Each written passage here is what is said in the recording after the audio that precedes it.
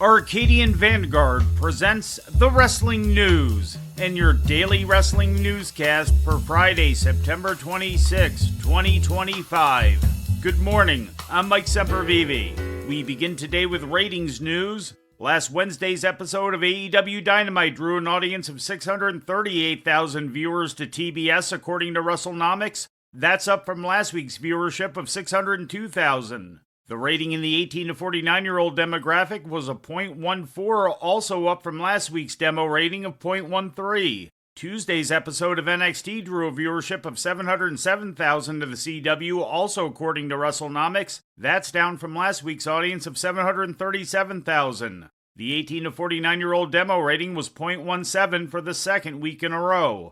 TNA Wrestling presented Impact last night on Access TV and TNA Plus, featuring matches taped on September 5th at the Armory in Minneapolis. In the main event, Steve Maclin and Mr. Anderson defeated Frankie Kazarian and Jake Something when Maclin pinned Kazarian. The Dudleys and the Hardys confronted each other during an in-ring promo segment moderated by Santino Marella, during which they agreed that their upcoming match at Bound for Glory would be a tables match.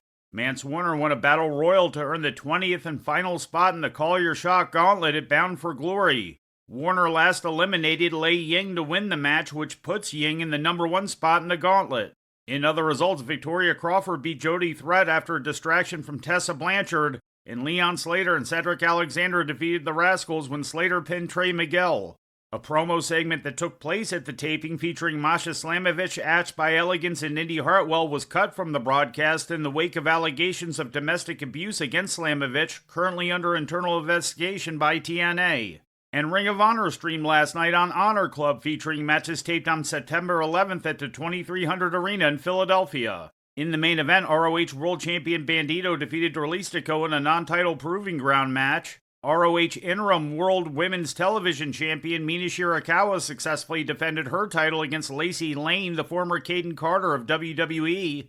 The ROH World Tag Team Champions Rush and Sammy Guevara were also in action, retaining their belts against the Von Erichs. And in other selected results, Billy Starks beat Olympia in a Women's Pure Title Tournament quarterfinal match, and Deonna Purrazzo topped Viva Van in a Pure Rules match.